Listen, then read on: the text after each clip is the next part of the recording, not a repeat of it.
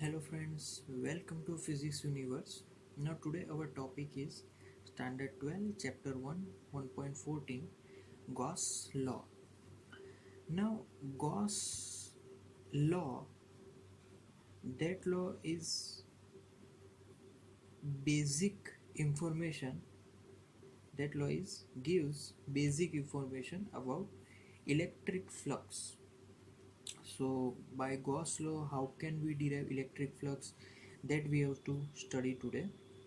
सो इस for example suppose कि हमारे पास एक कवच है, यहाँ पे अगर ड्रॉ करेंगे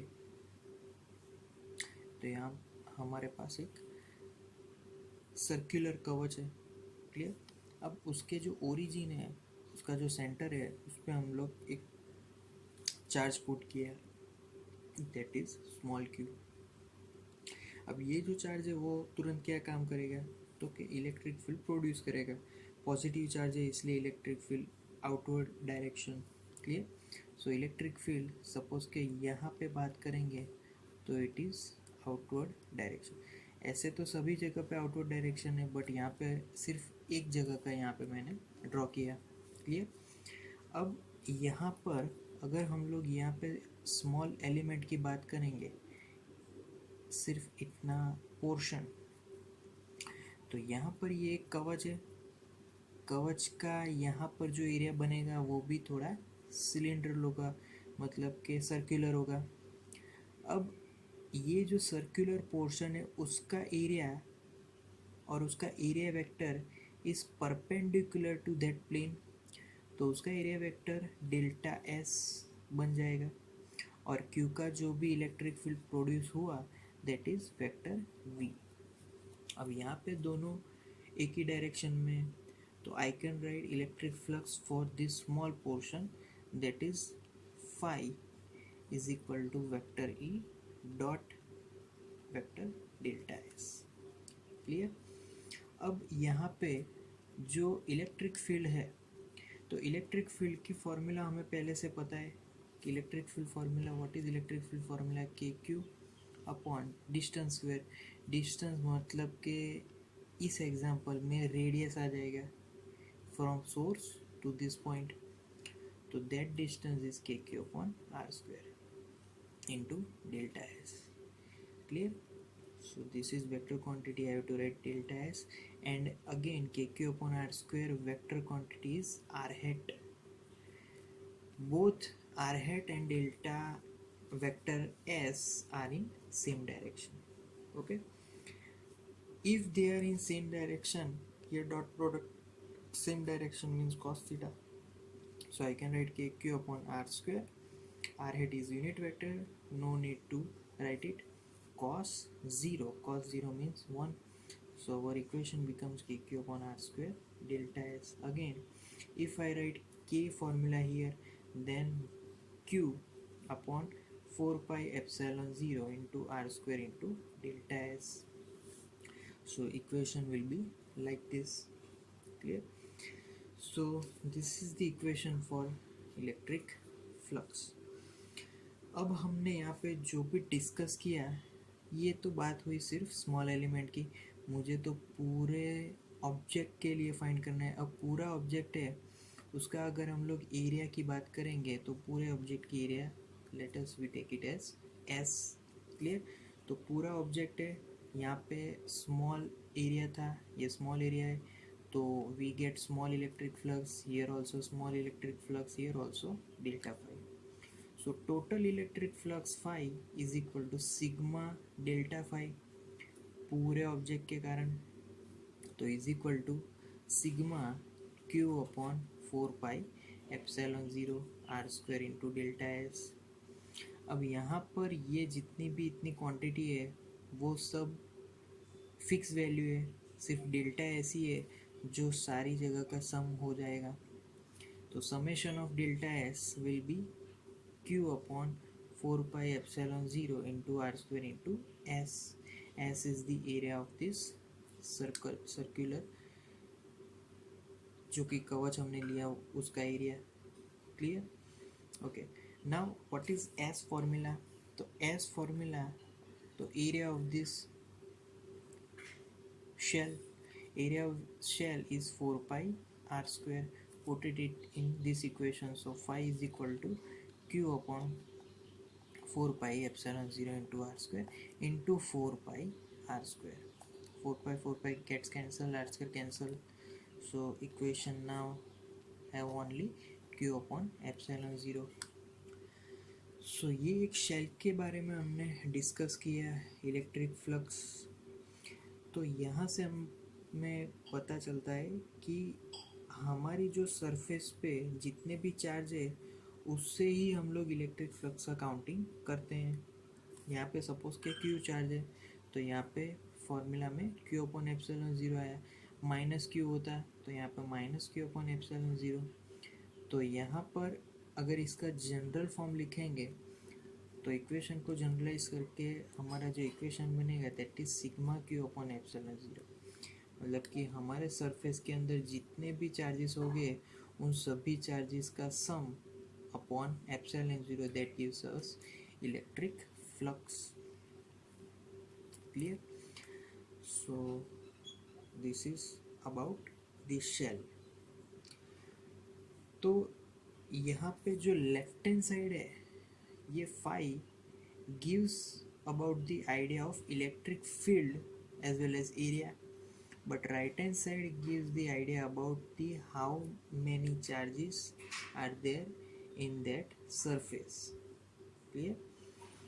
अगर सरफेस के बाहर अगर कोई चार्ज है तो उसकी कोई चिंता करने की ज़रूरत नहीं है. सरफेस के अंदर जो चार्ज है उसी को हमें काउंटिंग करना है. क्लियर? अगर अब दूसरा एग्जांपल लेना हो तो यहाँ पे एक सिलेंडर का एग्जांपल ले सकते हैं.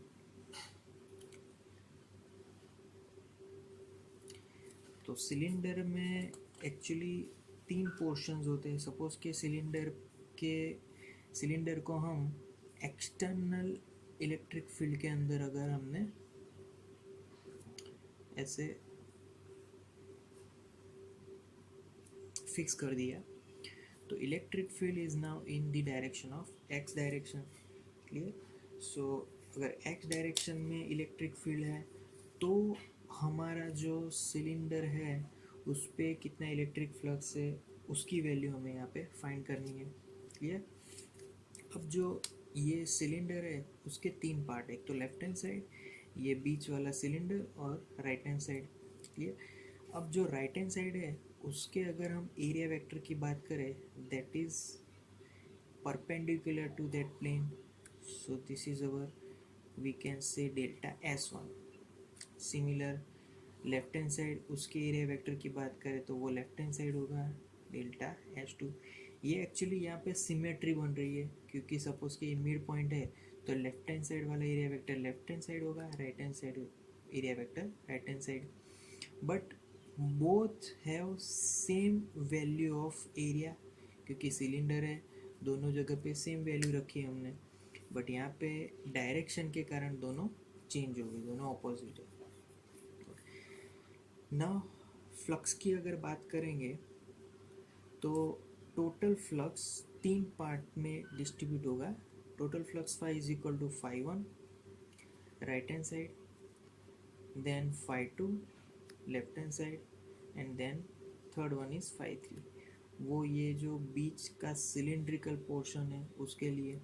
अब बीच का जो सिलिंड्रिकल पोर्शन है सपोज के उसमें स्मॉल एलिमेंट को अगर एज्यूम करेंगे तो ये सर्कुलर पोर्शन है. और सर्कुलर पोर्शन में अगर मुझे एरिया वेक्टर फाइंड करना हो अगर कि ये टॉप सर्कुलर पोर्शन है तो उसका area vector I can right delta S3.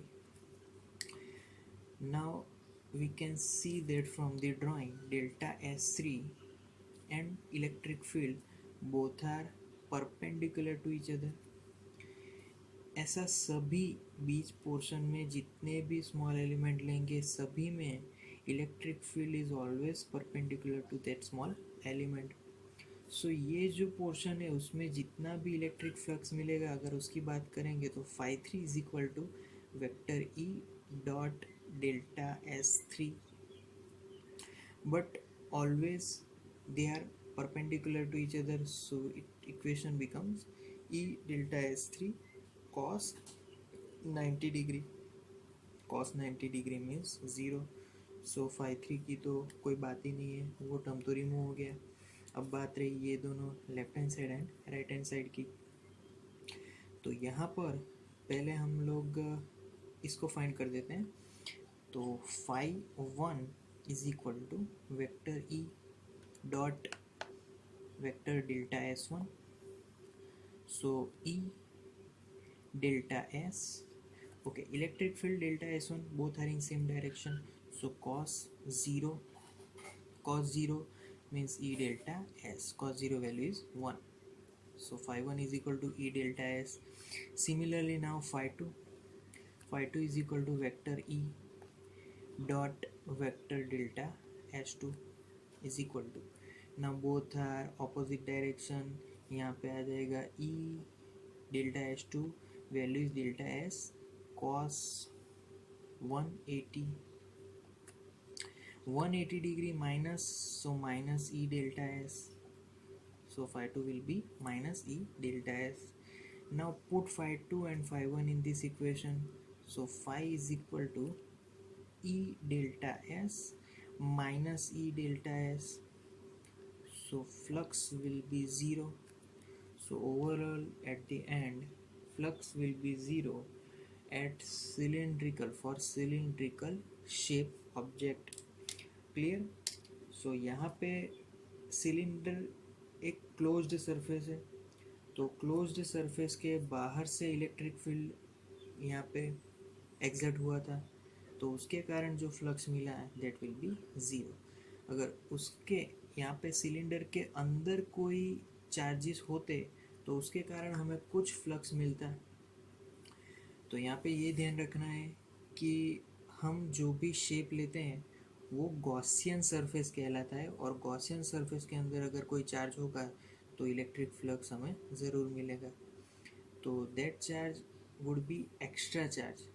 अगर हम लोग एल्जेब्रिक सम करेंगे और फिर भी वहाँ पे कोई चार्ज नहीं रहेगा तो कोई इलेक्ट्रिक फ्लक्स मिलने वाला नहीं है. सो यहाँ पे गॉस लॉ, तो हम लोग गॉस लॉ गॉसियन सरफेस को एज्यूम करके हमने स्टडी किया. तो गॉसियन सरफेस जब भी एज्यूम करेंगे तो कौन से पॉइंट्स को हमें इम्पोर्टेंस देना है इसकी बात कर लेते हैं. तो पहले तो जो गॉस लॉ है that is valid for any closed surface. तो कोई भी क्लोज सरफेस के लिए गॉसियन लॉ एप्लीकेबल है. क्लियर? कोई भी साइज और कोई भी शेप हो सकता है.